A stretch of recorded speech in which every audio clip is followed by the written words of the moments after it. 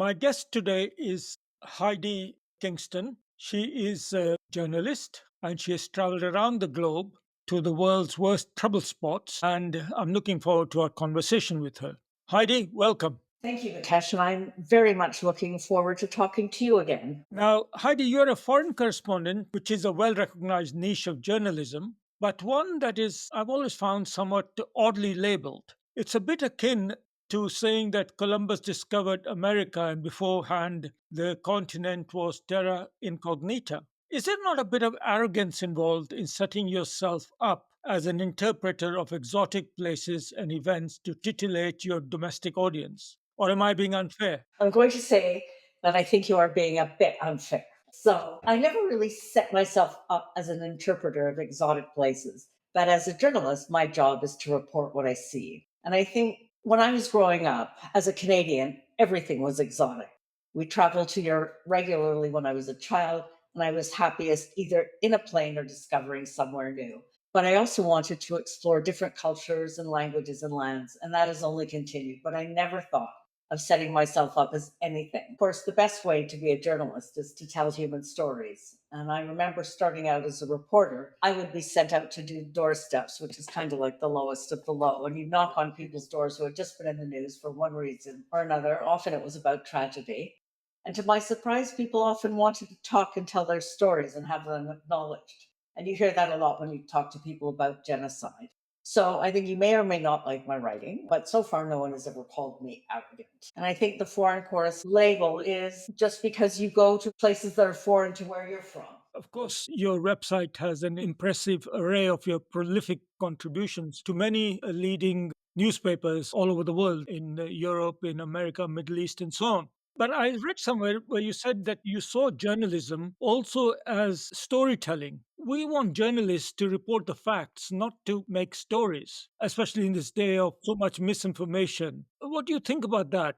Can a journalist actually be a storyteller? Yes, but I don't think that because you tell a story, you don't deal with the facts. In fact, I think being a journalist is fundamental to stay true to the facts, and especially at this time. And it's always very disillusioning when people say, "Oh well, journalists make things up." I have to say, I've never made things up. Certainly not knowingly. Yes, I you can do both. The way you can tell stories that are important and sticking to the facts is to make them interesting, but not to embellish anything. Now, I was actually intrigued by your series on the worst places in the world, I believe you called it. What were these worst places, and what's your definition of a suitably horrid place that your publishers would actually bother to pay you to write about? Okay, so as you know, Mukesh, journalists don't make up the headlines. That was something my editor had suggested, but it was actually after I had written the pieces. I had been to Mali to write about river blindness,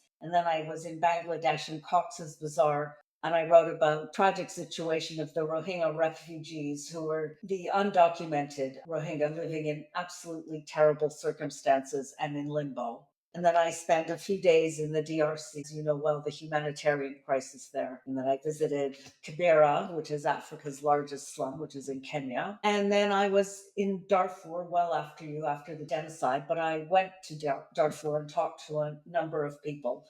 And then as I was leaving, Omar al Bashir, the former president, was indicted by the ICC, which gave me a great opening line. So, what are the worst places in the world for me? It's because they are countries where there are human rights abuses, there's violence, there's war, conflict, violence against women and children, torture, famine, discrimination, corrupt politicians, all those things that we have, I think, an impulse and a duty to report.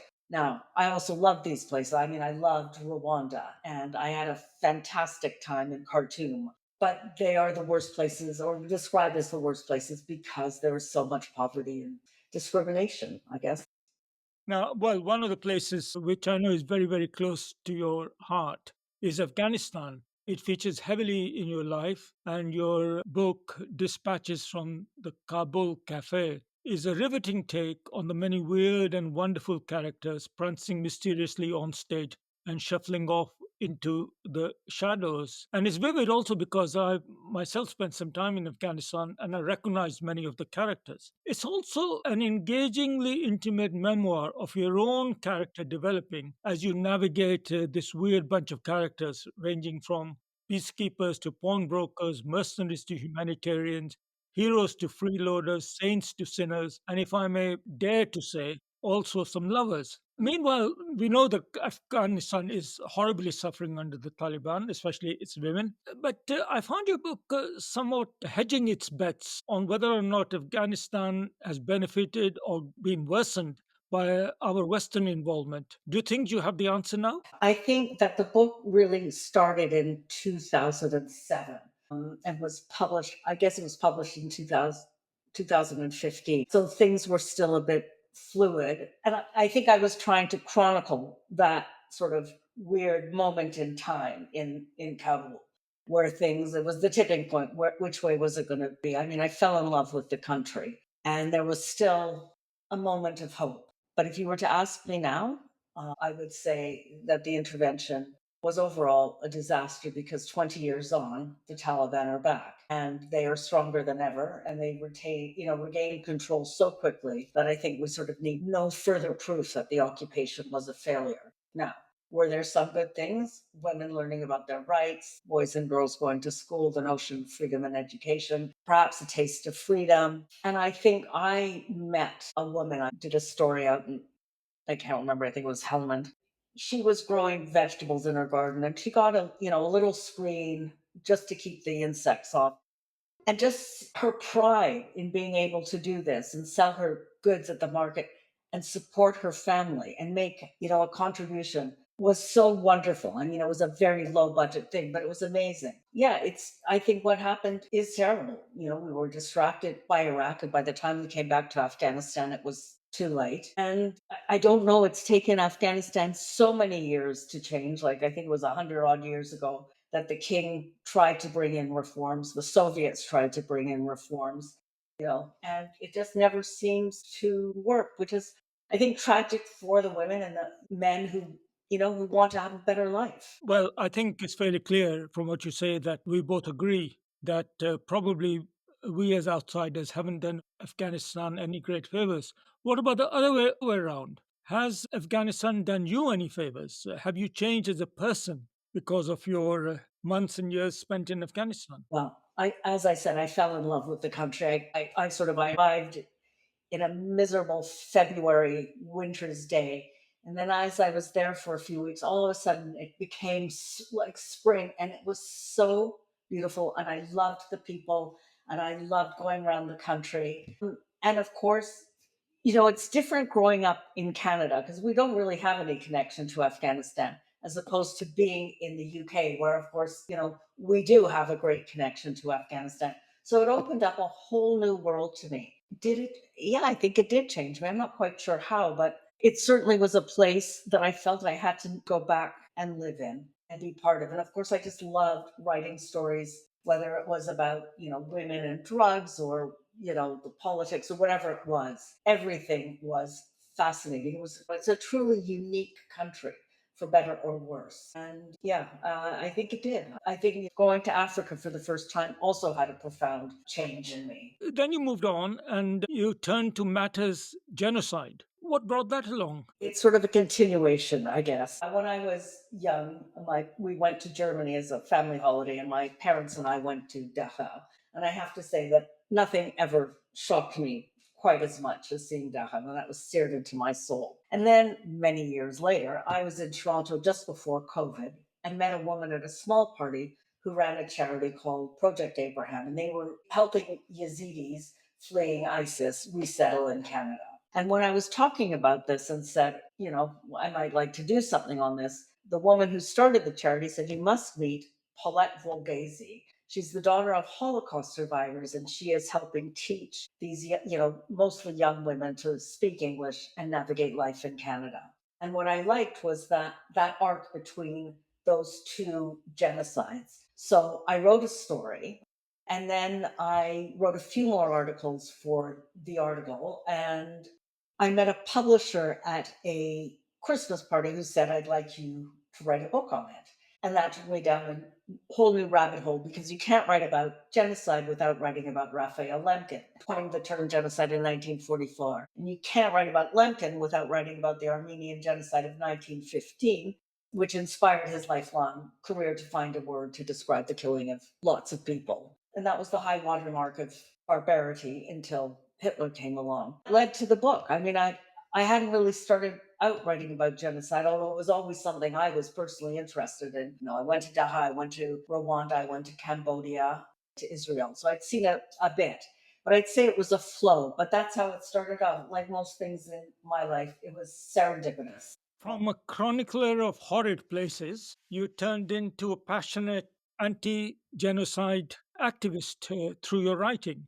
Well, I think I'm going to say two, but I think Rwanda was shocking simply because, we heard General Dallaire say, the genocide was coming, and I'm sure other people as well, but that sticks in my mind. And no one listened because, of course, if they did, they would have to act. And Mandela was becoming president of South Africa at the same time. But we saw this unbelievable barbarity unleashed in 100 days. As you know, neighbor against neighbor, wife against husband, whatever it was just horrendous. And it was there in front of us. I think the Holocaust is still fascinating, which is perhaps why we have such an industry of movies and books and series, etc. You can't get enough Nazis because it was just so industrialized, and it was as if utter madness had taken control of the country, which I suppose was true in Rwanda as well, and every other place. But those are the two that stick in my mind. But is this fascination with the genocide? Is there an element of vicariousness about observing,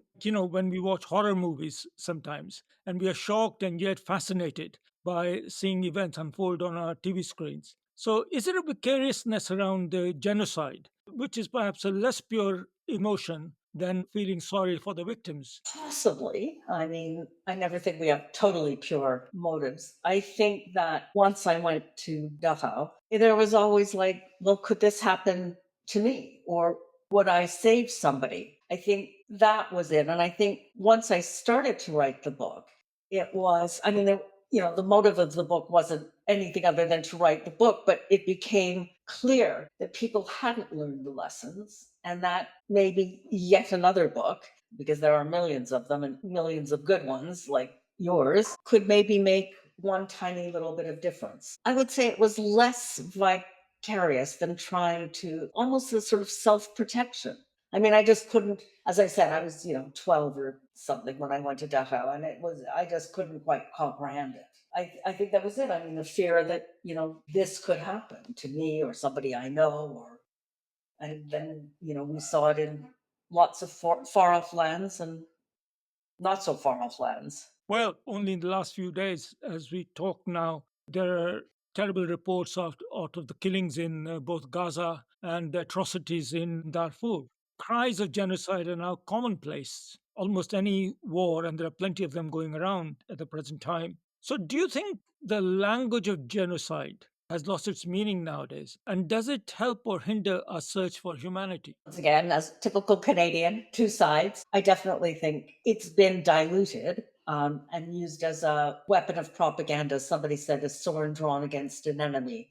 And it is a highly emotionally charged term. People often don't understand it's a legal term. And one of the things that I discussed in my book, which I don't think I had realized until I started to write it, was it always seemed that genocide was the crime of crimes and the worst genocide, and the worst type of murder in the world. But crimes against humanity are probably equally terrible. And, there can't be a hierarchy of atrocities, really. So it's lost its meaning a little bit, but it's still, I think, a really important term. And we have to keep calling out genocide and telling these stories until everyone hears them and knows exactly what they mean. I guess that's why we have so many remembrance days for this and other genocides. Srebrenica, Rwanda, the Holocaust, of course, Armenia, Cambodia, and so on. What's the point of these commemorations? Undoubtedly, we'll lay flowers, we make speeches, light candles, and there's plenty of activism going around genocide, and it goes round and round. So, what's the point? Well, it's certainly good that people are engaged and are concerned about what's going on. There may be too many commemorations, but I think they are important. It's like marking an anniversary has a psychological impact. I think it's a natural impulse to remember and commemorate, and we can't stop remembering just because there are too many things to remember. And I think it's important, especially for, I'm going to say, victims, survivors, that they are acknowledged. So, yes, and it gives us something to remember and to talk about. So I'm going to say, on aggregate, I do think it's important. Heidi, I sense that you are a serious journalist, but we live in a world where attention spans are getting shorter and shorter, where the world is more and more complex, and reporting accurately on what's going on requires nuancing. So, how do you grapple with that in terms of not dumbing down your journalism and your reporting, but in terms of enlightening accurately? Well, I wish I had the answer. I think we are living in extremely challenging times, and I'm not sure what the future holds. But what is at least positive is there is so much information out there, like this podcast, so many other podcasts, proliferation of books and online magazines, etc. But I think it's very, very difficult. I mean, I've seen, like with my book, for example, it is aimed at the sort of general reader. So people will get a taste of what's out there, and it's, not too long. But I don't know. I mean, I remember speaking to, an ex-professor at MIT who was saying, well, AI is going to take over and there won't be any need for journalists or, doctors or lawyers soon. And that might be the future. I still think there are a lot of really fantastic journalists who do analyze stuff, and there are important platforms. But with this world of disinformation, and you look at Trump, who just lies about everything, and nobody seems to care, or none of his supporters seem to care. The rest of us do. It's very challenging, and I don't know what the answer is, except like everything else, we have to keep changing and fighting. We can never compromise on the truth. That is for sure the one thing. My favorite quote, I think, is the last line from The Great Gatsby, and it's also what's written on F. Scott Fitzgerald's headstone, which is, "So we beat on, boats against the current, borne back ceaselessly into the past." An optimistic and defined note on which to end, and appropriate. Thank you very much, Heidi, for talking to me. Thank you, Mukesh. This was fabulous.